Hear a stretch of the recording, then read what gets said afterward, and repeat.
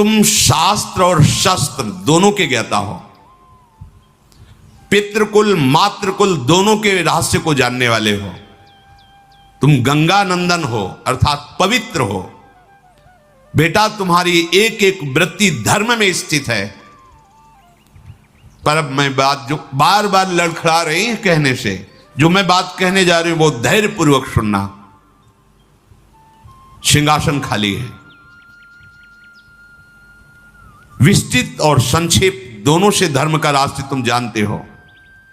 श्रुति और वेदों को तुम जानते हो। तुम्हारी धर्मनिष्ठा, सदाचार, संयम और तुम्हारी बुद्धि शुक्राचार्य और बृहस्पति जैसी है। इसलिए धर्मात्माओं में श्रेष्ठ भीष्म, तुम्हें मैं जिस कार्य में लगाना चाहती हूं, कहने में संकोच हो रहा है, पर मैं आशा करती हूं मेरी आज्ञा का पालन करोगे। तुम्हारा भाई ही है विचित्रवीर्य। छोटी अवस्था में शरीर छूट गया, कोई पुत्र नहीं हुआ।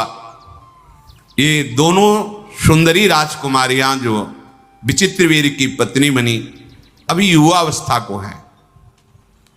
भारत हमारे कुल की संतान परंपरा को सुरक्षित रखने के लिए तुम्हें मेरी ये बात माननी है कि इनके गर्भ से पुत्र उत्पन्न करो, क्योंकि तुम मेरे बेटा ही हो। पिता और माता दोनों का अधिकार होता है।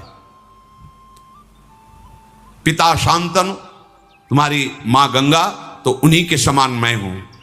सत्यवती जी ने कहा, महाबाहो विचार करके ये धर्म कार्य है, तुमको ऐसा करना चाहिए।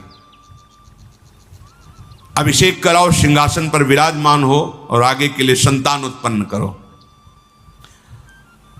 बड़े बड़े विद्वानों मंत्रियों के बीच में सत्यवती जी ने ऐसी बात कही। धर्मात्मा भीष्म जी ने कहा, मां तुम्हारा कहना बनता है, परंतु मैं राज्य के लोभ से क्या बात, मैं कभी जीवन में अपने ब्रह्मचर्य को खंडित नहीं कर सकता। तीनों लोगों का राज्य प्राप्त हो रहा तो भी मैं तिलक नहीं लगवा सकता सिंहासन के लिए। जो प्रतिज्ञा की किसी भी स्थिति में नहीं तोड़ सकता।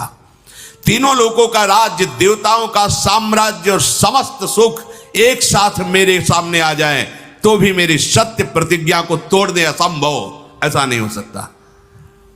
मैं प्राण त्याग सकता हूं, सत्य को नहीं।